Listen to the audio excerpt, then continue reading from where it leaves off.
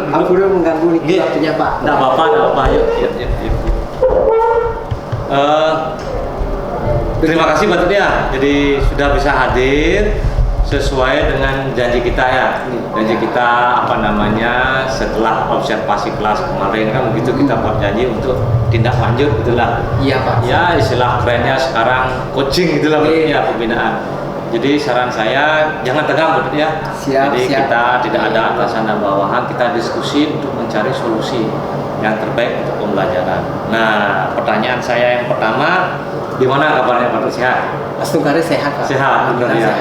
Sehat. Ya mudah-mudahan Pak Tut ya. Kita selalu dilindungi Tuhan Yang Maha Esa dan seger waras semua rahayu. Semua Pak. Iya.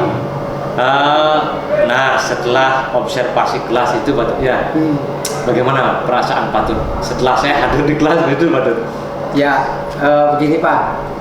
Terus terang nih, pada saat sebelum masuk kelas itu ada rasa grogi di dalam diri saya. Karena ini kan jarang terjadi Pak. Kita tidak setiap pertemuan bisa Bapak menghadiri. Terus di awal pengamatan saya diamati itu ada rasa grogi di awal-awal, tapi setelah saya lalui dalam proses pembelajarannya itu sudah terbiasa kembali seperti saya mengajar biasa-biasanya Pak. Ya, terima kasih Pak Tut ya. Nah ini sekarang Pak Tut perlu berbagi nih trik-trik apa untuk menghilangkan grogi itu dengan hadirnya observasi kelas oleh kepala sekolah itu. Oke. Kalau dari saya pribadi, pertama rasa grogi itu pasti ada. Yang kedua untuk menghilangkannya itu, untuk meminimalisir rasa grogi itu tentunya harus ada kesiapan Pak. Kita harus siap dulu dari segi perencanaan pembelajarannya, kita harus sudah siap, disiapkan dengan matang. Kemudian nanti pada saat aplikasi di kelas. Nah, aplikasi di kelas itu kita gunakan apa yang sudah kita rencanakan.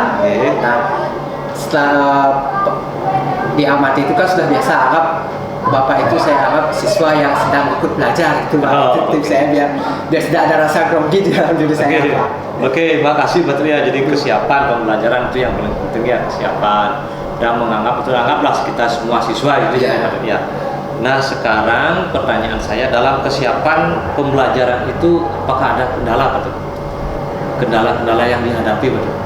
Saat penyusunan ini kan modul sudah kita susun saat dulu Pak, waktu kita review kurikulum itu kan kita sudah susun modulnya. Kebetulan saat pembelajarannya itu saya cuma sedikit menyempurnakan sesuai dengan karakter siswa yang akan saya ajar. Jadi kendala-kendala yang saya alami saat penyusunan perencanaan itu mungkin saya mencari metode yang akan saya lakukan. Nah ini kan metode yang saya gunakan kemarin itu metode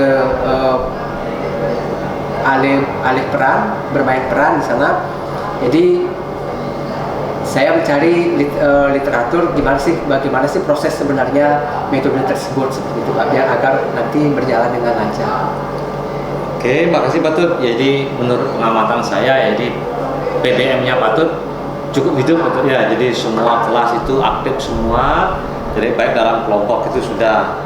Nah kita kembali ke keyakinan kelas yang kita susun Pak Tut ya.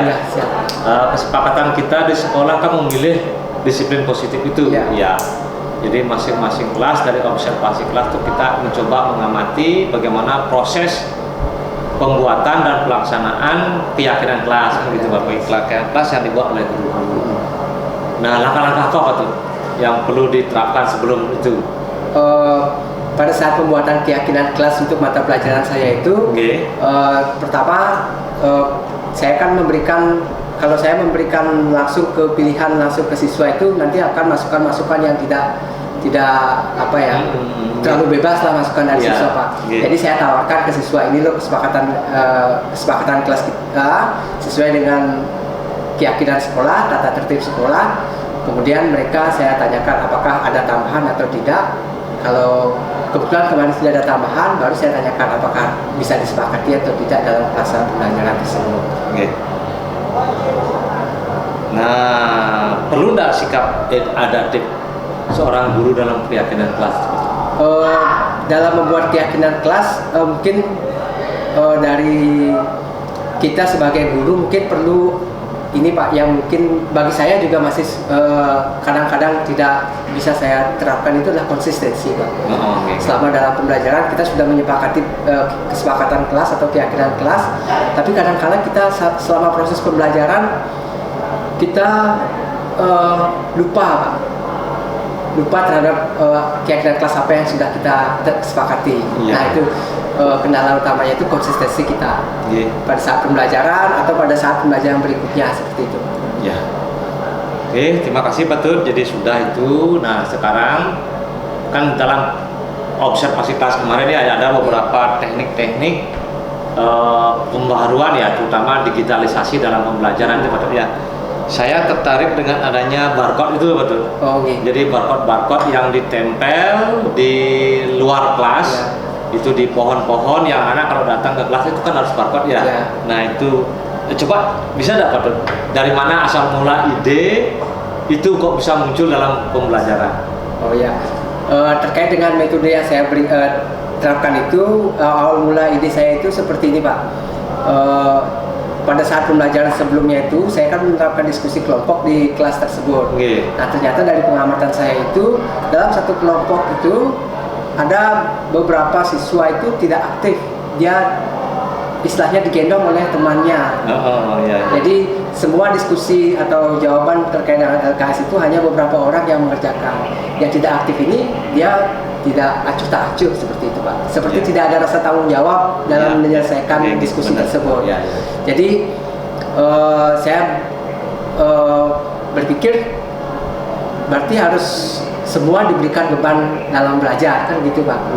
Betul. Nah, itulah saya kemarin pertama pada saat saya mengajar itu situasi kelas yang saat itu sudah siang, saya berikan mereka belajar di luar agar mereka berbeda dari kegiatan-kegiatan yang lain.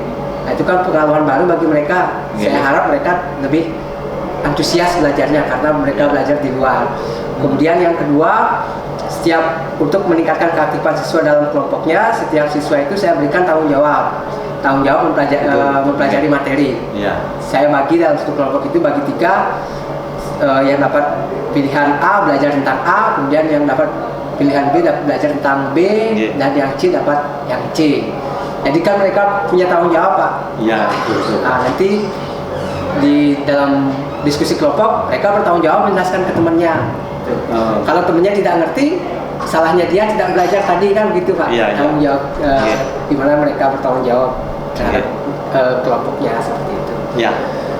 Jadi terima kasih Pak Tut. Jadi sudah dalam PBM Pak Tut itu sudah bisa memanfaatkan digitalisasi pembelajaran Pak Tut ya.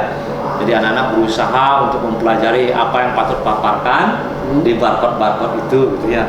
Nah sekarang saya berbalik pertanyaan ini kembali.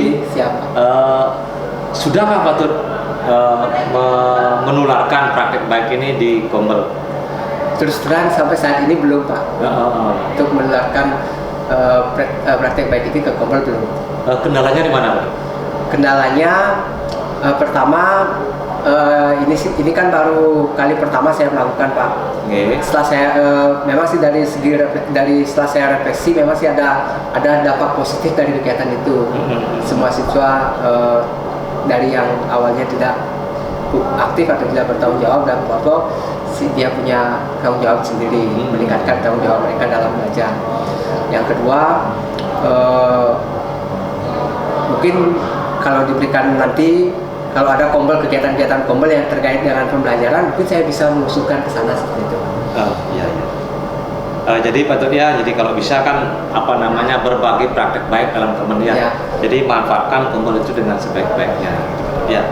Jadi untuk membuat barcode belajar otodidak atau dari teman-teman? Otodidak Pak. Otodidak dari YouTube ya. YouTube. Ya itu dapat tuh, jadi karena pembelajaran otodidak itu kita perlu tularkan kepada teman. Praktek baik. Nah sekarang kembali ke metode pembelajaran alih peran itu tadi bermain peran. Nah itu sekarang di mana keunggulannya Pak? Metode itu? Ya, kalau keunggulan dari memang sih ada sisi kelemahan dan keunggulannya Pak ya. Untuk metode ini keunggulannya, kenapa saya ambil metode ini karena bercermin dari pertemuan sebelumnya yang tidak aktif itu Pak. Jadi yang kedua,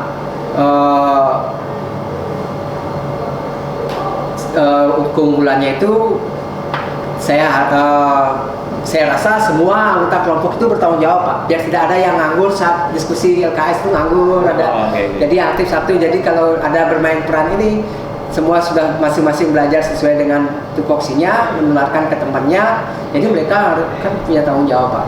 Iya. Jadi kalau temennya nggak ngerti itu salahnya dia gitu. Berarti dia harus bertanggung jawab untuk memahami materi yang diberikan. Oke. Terima kasih Pak Tut sudah diamalkan. Apa kendalanya dalam penerapan gimana Pak? Ada kendala? Ada Pak, tentunya ada dalam penerapan kemarin. Pertama ini kan digitalisasi pembelajaran Pak ya. Nah di sini dari siswa kemarin ada yang bermasalah di saat scan barcode seperti itu kendala-kendala yang saya alami. Jadi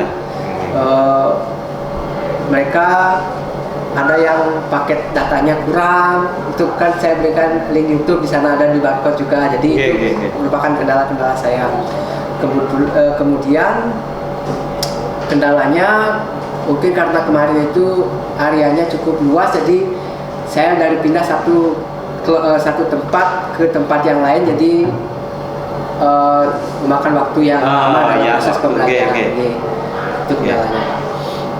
Oke, makasih Pak Tut ya. Jadi sudah menyampaikan keuntungan dan kendala-kendala yang dihadapi dalam BBM itu tadi ya. Jadi tolong dikapi dengan baik. Nah, untuk selanjutnya Pak Tut, kami ini baru tahap awal ya. Di tahap awal dalam PMM itu kan ada observasi kelas. Nah, jadi saya kebetulan ditugaskan juga untuk mengamati Pak Tut untuk menyelesaikan tindak lanjut di PMM. Langkah-langkah apa Pak Tut kira-kira triknya untuk mencapai PMM selanjutnya? Untuk mencapai PMM selanjutnya mungkin Begini Pak, kemarin kan saya berkeinginan untuk meningkatkan kompetensi saya sebagai guru dalam hal pedagogik saya Pak. Di dalam kegiatan mengelola kelasnya. Itu kan merupakan salah satu kompetensi guru yang harus dikuasai oleh guru, yaitu pedagogik. Nah di sini saya ingin terus mengembangkan karena perkembangan zaman juga Pak ya. Jadi saya harus mengikuti zaman, kompetensi pedagogik saya juga itu harus saya terus kembangkan, seperti bagaimana cara saya mencari metode-metode pembelajaran yang inovatif, kreatif, yang mampu merangsang siswa untuk belajar. Jadi itu. Kemudian yang kedua terkait dengan implementasi pembelajaran diferensiasi Pak. Saya ingin meningkatkan kompetensi itu. Jadi saya mencoba mengikuti berbagai ada workshop di media online. Saya ikuti itu untuk memperdalam itu pembelajaran berdiferensiasi. Oke, terima kasih Pak Tut ya. Ini idenya sudah bagus, solusinya ke depan itu kan sudah ada Pak Tut ya, untuk menyelesaikan, untuk menyempurnakan PBM yang Pak Tut hadapi nanti. Saya jadi terus terang aja minta tolong nanti selesaikan PMM-nya dengan baik ya. Jangan diulur-ulur nanti. Jangan mencari batas waktu terakhir. Untuk hari ini anggaplah diskusi kita berakhir sampai di sini dulu Pak Tut. Nanti setelah saya periksa nanti di PMM tidak lanjutnya kita diskusi lagi Pak Tut. Siap. Gimana Pak Tut ya? Terima kasih banyak. Terima kasih Pak. Om Santi, selamat siang. Selamat siang. Terima kasih. Pamit Pak. Silakan Pak Tut.